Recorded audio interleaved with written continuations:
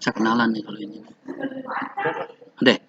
Assalamualaikum warahmatullahi wabarakatuh. Apa kabar anak-anakku? Anak-anak, hari ini kamu baru kenal dengan saya nih. Karena waktu kelas 10 saya nggak ngajar. Saya baru ngajar di kelas 11 ini. Nah, nama saya Ansor. Ya, tadi Ansor itu. Nah, materi yang saya berikan adalah produktif pemasaran yang terdiri dari administrasi transaksi dan pengelolaan bisnis retail. Sedangkan yang hari ini akan saya sampaikan kepada kamu adalah tentang administrasi transaksi. Jadi, apa sih yang dimaksud administrasi transaksi? Karena ada dua kalimat, administrasi dan transaksi. Ini dua-duanya harus dipahamin dulu apa itu yang dimaksud dengan administrasi. Ya, apa yang dimaksud dengan administrasi dan apa yang dimaksud dengan transaksi. Untuk hari pertama ini saya hanya ingin menyampaikan bagaimana apa yang dimaksud administrasi. Apa sih itu administrasi? Jadi administrasi adalah suatu kegiatan yang dilakukan melalui kerjasama dalam suatu organisasi berdasarkan rencana yang telah ditetapkan untuk mencapai satu tujuan. Ya, jadi suatu kegiatan orang-orang gitu kan di satu organisasi untuk mencapai satu tujuan. Dan dia ada kerjasama. Coba kalau nggak ada kerjasama, kasihan si bagian administrasi ini. Kerjasama itu bagian apa? Ya macam-macam. Ada bagian sekretaris, ada bagian keuangan, ada bagian yang lain sebagainya. Lanjut. Nah, kegiatan-kegiatan itu apa aja? Kegiatan-kegiatan administrasi itu apa aja sih? Menghimpun. Menghimpun itu adalah mengumpulkan data-data perusahaan untuk dimasukkan, untuk disimpan ya di suatu file atau suatu owner. Ya, jadi menghimpun ini mengumpulkan bahan-bahan yang dimiliki perusahaan untuk disimpan di satu owner yang suatu ketika, gitu kan, yang suatu ketika barang-barang ini atau alat-alat ini dibutuhkan untuk sebuah tanda bukti. Misalnya ya, surat keluar, surat masuk, itu adanya di mana? Di sekretaris. Maka tugas bagian administrasi adalah mendatangi bagian sekretaris. Mana surat masuk dan surat keluarnya? Ada nggak tadi bikin surat? Ada nggak masuk? Ada masuk nggak surat? Nah, jadi menghimpun itu adalah dia mengambil datang langsung ke si pihak administrasi, ke pihak sekretaris untuk mengambil bukti-bukti surat masuk dan bukti-bukti surat keluar. Nah, begitu pula data yang ada di bagian keuangan, berkas-berkas yang ada di bagian keuangan. Bagian keuangan misalnya membeli barang gitu kan, membeli alat atau membeli sesuatu gitu kan untuk perusahaan. Itu harus ada tanda buktinya. Yang sebagaimana tadi saya sampaikan di transaksi administrasi. Ya. Jadi itu tanda buktinya. Nah, bukti-bukti ini harus disimpan di bagian administrasi. Itu adalah menghimpun. Jadi pihak administrasi menghimpun berkas-berkas yang dimiliki perusahaan, apakah itu ada di sekretaris, apakah itu ada di keuangan, apakah itu ada di personelia, apakah itu ada di bagian-bagian tertentu, apa di bagian gudang, gitu kan, ada di bagian pembelian, ada di bagian penjualan dan sebagainya. Itu dihimpun, itu disimpan di satu owner, disimpan di suatu tempat yang memang mudah untuk bisa dibuka, untuk bisa mudah dicari. Selanjutnya, mencatat. Nah, berkas-berkas ini kan kita ambil dari sekretaris, kita ambil dari bagian keuangan, kita ambil dari bagian gudang, kita ambil dari bagian yang lain-lain. Nah, berkas-berkas ini kita catat.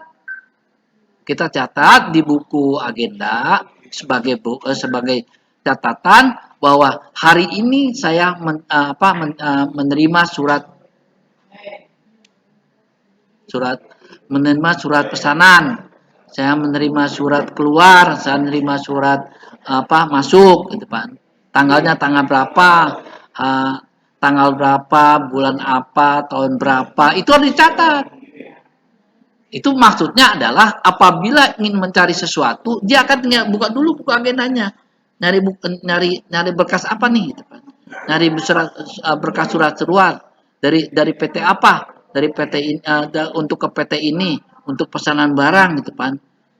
Oh iya, jadi tinggal lihat tuh tanggal berapa. Oh tanggal 15, adanya di file mana? Tinggal buka filenya. Jadi mudah. Dengan menghimpun dan mencatat segala sesuatunya itu akan memudahkan mencari sesuatu berkas yang memang dibutuhkan bagi tanggung jawab perusahaan. Selanjutnya, mengolah. Mengolah itu memperbanyak, ya, memperbanyak, menyalin gitu kan, memperbanyak, menyalin dan membuat formasi menjadi baru sehingga berguna. Jadi mengolah yaitu mengolah ini begini, ya. Jadi surat-surat yang sudah dibuat ini gitu kan diperbanyak gitu kan. Misal untuk bagian apa? Untuk bagian administrasi tersendiri.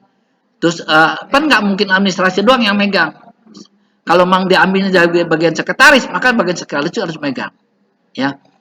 Selain bagian sekretaris megang, sebagian pemilik perusahaan juga harus megang. Ya, jadi ada tiga yang memang bisa tiga, bisa lebih dari tiga, ya, sebagai tanda bukti bahwa ada surat keluar, ada surat masuk dan sebagainya, ada uang keluar, ada uang masuk dan sebagainya, ya. Jadi itu mengolah gitu Pak, mengolah surat agar memang dijadikan sebagai barang bukti yang nanti bisa dilihat suatu ketika yang memang dibutuhkan. Begitu pula sekarang menggandakan atau memperbanyak. Kalau menggandakan ini misalnya surat ini, surat undangan rapat. Surat undangan rapat itu pun dibuat satu. Nah, sedangkan yang diundang banyak, ya, semua manajer, semua bagian diundang, semua pegawai diundang, nah maka banyak kan, berapa banyak yang dibutuhkan untuk menggandakan surat undangan ini, yang semuanya itu nanti akan dikirim, akan diundang semuanya supaya nanti ada rapat semacam rapat pleno gitu kan, semua yang diundang kan harus datang. Nah, jadi surat undang ini digandakan. Yang memang itu perlu digandakan. Kalau memang nggak perlu digandakan nggak usah, ya. Karena ada juga memang surat yang tidak perlu digandakan. Yang memang khusus biasanya surat rahasia perusahaan, misalnya kayak laporan keuangan. Laporan keuangan itu hanya boleh dipegang oleh perusahaan, yaitu oleh bagian keuangan, pemilik perusahaan, manajer atau bagian administrasi. Ya, itu yang paling yang boleh megang. Tapi kalau untuk diperbanyak secara umum nggak boleh digandakan, kan itu penting. Ya, yang berurusan dengan bagian keuangan, yang berurusan dengan laporan keuangan hanya boleh tahu hanya intern perusahaan. Orang luar tidak boleh tahu. Begitu pula mengirim. Nah, mengirim ini adalah tugas bagian administrasi juga. Ya, mengirim misalnya ini surat untuk siapa? Surat ini untuk surat pesanan untuk misalnya untuk PT Nestle, PT Unilever atau PT Indofood. Nah, itu dikirim. Nah, pengirimannya juga biasanya bukan hanya sekedar kirim, harus ada tanda terima pengiriman. Ya, itu tanda bukti bahwa surat itu sudah terkirim. Nah, surat bukti pengiriman surat ini harus ada, ya. Jadi jangan hanya sekedar kirim. Jadi harus sudah ada tanda terimanya. Misalnya kamu terima surat tuh ada dari pos, dari perusahaan-perusahaan yang memang berjasa mengirim barang, mengirim surat, ada. Nah, misalnya pos Indonesia mengirim surat gitu kan. Itu Itu karena suka data terima. Nah, tanda tangan itu harus tanda tangan. Siapa yang terima, tanggal berapa, hari apa, itu harus jelas. Nah, tanda terima itu nanti akan dikembalikan kepada yang ngirim surat ini. Bahwa itu sebagai bukti bahwa surat yang dikirim itu sudah sampai di tujuan. Selanjutnya, menaruh. Nah, menaruh ini adalah menyimpan, ya, menyimpan surat-surat ini di satu tempat yang memang mudah dicari, mudah didapat, sehingga kalau memang dibutuhkan tinggal ambil, tinggal buka. Jadi bukan disimpan cara sulit gitu Pak, tidak. Jadi tempatnya harus benar-benar kelihatan dan mudah untuk dicari. Selanjutnya,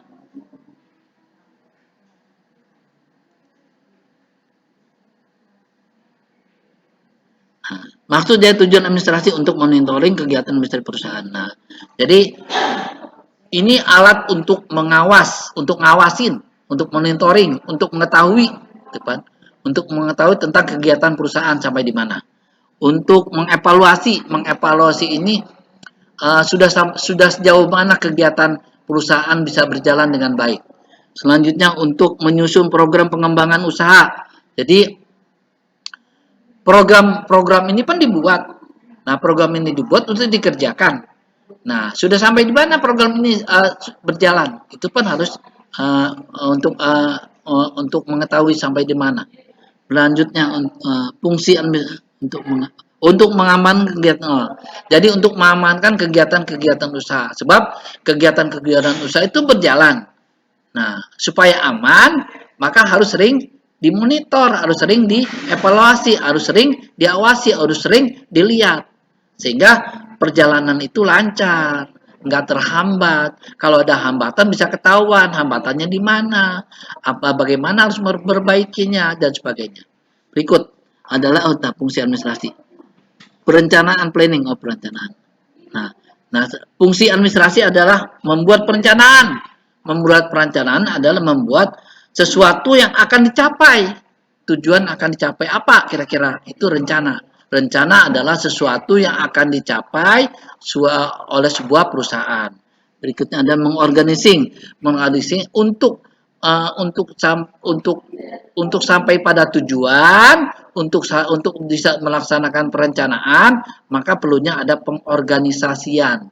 Pengorganisasian adalah mengumpulkan tenaga disesuaikan dengan kemampuannya. Ya, misalnya bagian sekretaris ada bagiannya, bagian keuangan ada bagiannya. Jadi bagian sekretaris ahlinya ahli tentang sekretarisan, bagian keuangan ahlinya ahli tentang bagian keuangan, misalnya bagian yang ahli dalam bidang akuntansi dan sebagainya.